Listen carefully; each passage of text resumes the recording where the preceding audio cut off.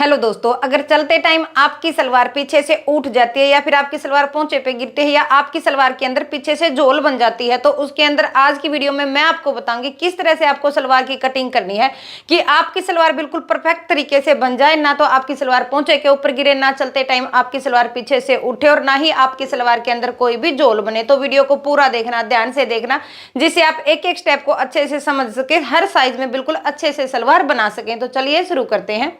ये है हमारे पास सलवार के लिए कपड़ा 3.25 मीटर है और सलवार की लेंथ हमें तैयार रखनी है 36 इंच की। इस नाप के साथ हमें सलवार की कटिंग करनी है। सबसे पहले हम कपड़े को ओपन करके दोनों कानियों को मिलाते हुए इस तरह से डबल फोल्ड कर लेंगे।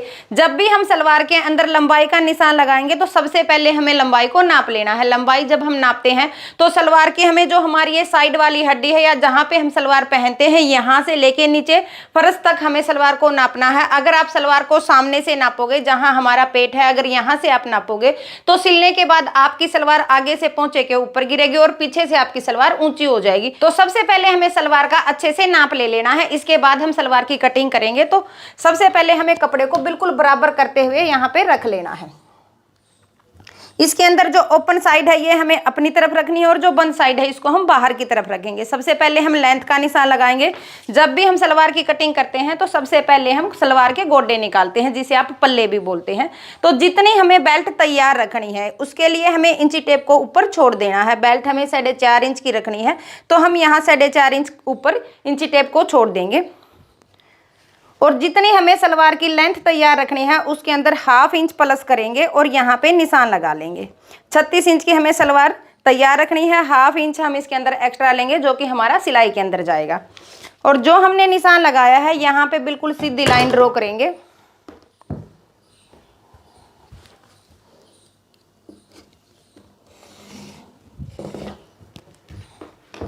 और इस कपड़े को अलग निकाल लेंगे। अब इसके अंदर हम जितनी हमें गोडे की चौड़ाई चाहिए उसका हम निशान लगाएंगे। गोडे की चौड़ाई हम रखते हैं पोंचे के अकॉर्डिंग। पोंचा हमें तैयार रखना है 6 इंच का, तो यहाँ पे हमें गोडा रखना है 12 इंच का तैयार, क्योंकि जब भी हम सलवार के अंदर कलियां डालते हैं तो जो हमारी नीचे ये पोंचे वाली साइड होती है, पोंचे से हमें कलियां डालनी है। अगर हम ऊंचे से कलियां डालते हैं तो हमारी सलवार का लुक अच्छा नहीं आता है। तो हमें नीचे से 12 इंच की चौड़ाई पे निशान लगाना है। इसी तरीके से हमें ऊपर से भी 12 इंच की चौड़ाई का निशान लगाएंगे और यहाँ से इसकी कटिंग कर लेंगे। ये हमारे दोनों गोडे निकल आए हैं। अब हम इसको इस तरह से फोल्ड करेंगे।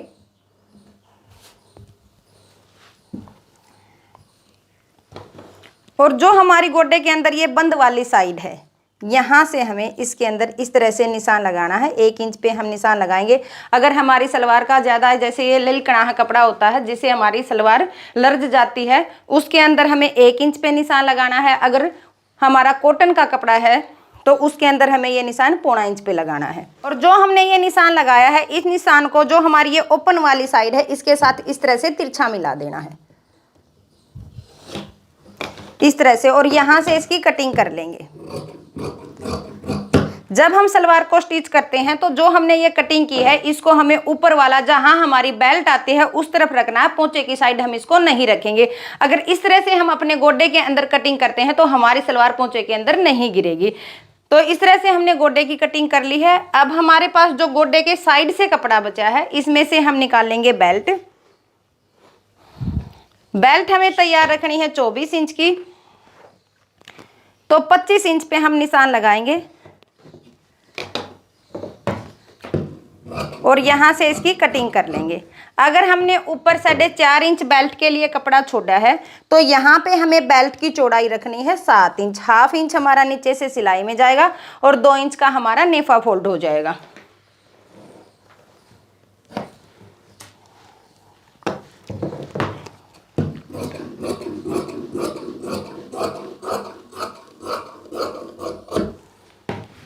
इस तरह से ये निकल आई है हमारी बेल्ट। बेल्ट अगर आप साइज लेके बेल्ट निकाल रहे हो तो जब आप बॉडी से नाप लोगे उसके अंदर आप 4 इंच की लूजिंग दोगे।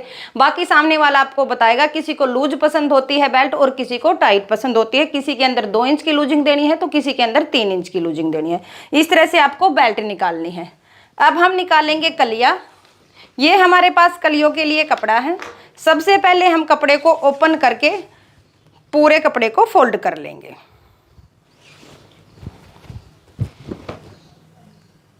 इस तरह से दोनों तरफ हमारी फोल्ड होने के बाद कानियां आ जाएंगी और कपड़े को बिल्कुल अच्छे से बराबर करते हुए रख लेंगे।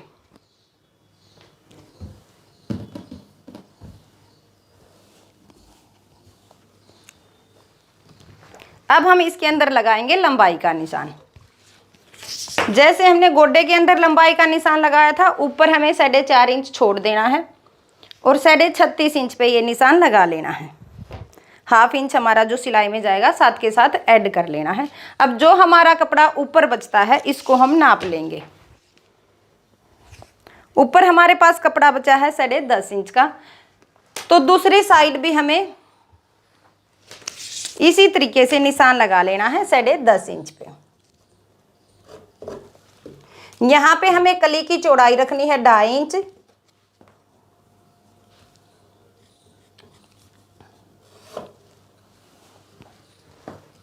दोनों तरफ ही हमें 2.5 इंच पे निशान लगा लेना है कली की चौड़ाई के लिए।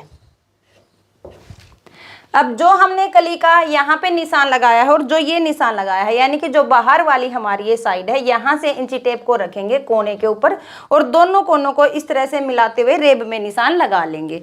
या हमें सबसे पहले जो हमने ये निशान लगाया है इसकी कटिंग कर लेनी है, यहाँ से भी और यहाँ से भी। अब हम यहाँ से इसको पकड़ेंगे और जो हमने ये कट किया है यहाँ से इसको पकड़ेंगे। इस तरह से हमारी सलवार की रेब बन जाएगी। और अब हम इसको इस तरह से रखेंगे और सेंटर से इसकी कटिंग कर लेंगे। इस तरह से हमारी चारों कलियों की कटिंग हो जाएगी। अब हम चारों कलियों को एक दूसरे के ऊपर रखेंगे। जो हमारी ये कानी वाली साइड है ये हमारी फ्रंट साइड है। इस तरह से हमने चारों कानियों को मिला लेना है और बिल्कुल अच्छी तरीके से इस तरह से इसको रख लेना है।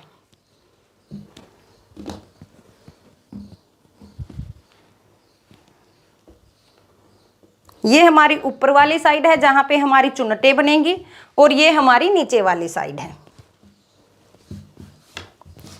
इस तरह से यहां तक इसकी कटिंग करने के बाद अब जो हमारी ये रेब वाली साइड है इसके बिल्कुल सेंटर में हमें जो हमारी ये कली की बैक वाली साइड है इस तरह से इंची टेप को रखेंगे और जो हमारी ये आसन वाली साइड है यहां से बिल्कुल सेंटर में हमें निशान लगाना है।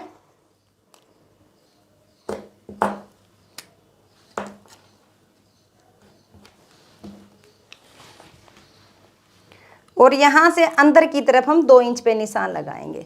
अब जो हमने ये निशान लगाया है इस निशान को हमारी जो ये कली की लास्ट वाली साइड है यहाँ से इस तरह से गोलाई में मिला लेंगे और जो ये ऊपर वाली हमारी आसन वाली साइड है यहाँ से इसको इस तरह से मिला लेंगे और जो हमारा ये आसन वाला एक्स्ट्रा कपड़ा है यहाँ से हम इसकी कटिंग कर लेंगे।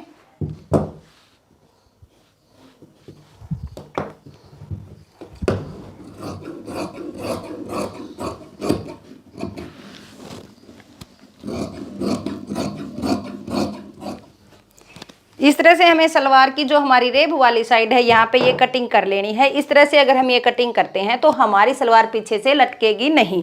अब जो हमारी ऊपर वाली ये कलियाँ जुड़ी हुई हैं इनको हम सेंटर से कट करके अलग अलग कर लेंगे और इस तरह से हमारी सलवार की कटिंग हो जाएगी। तो आपको वीडियो कैसी लगी मुझे कमेंट में ज़रूर बताएं। अगर आपको कुछ समझ नहीं आया तो आप मुझसे कमेंट करके पूछ सकते हैं। वीडियो को ज़्यादा से ज़्यादा शेयर करें, चैनल को सब्सक्राइब करें। खुश रहें।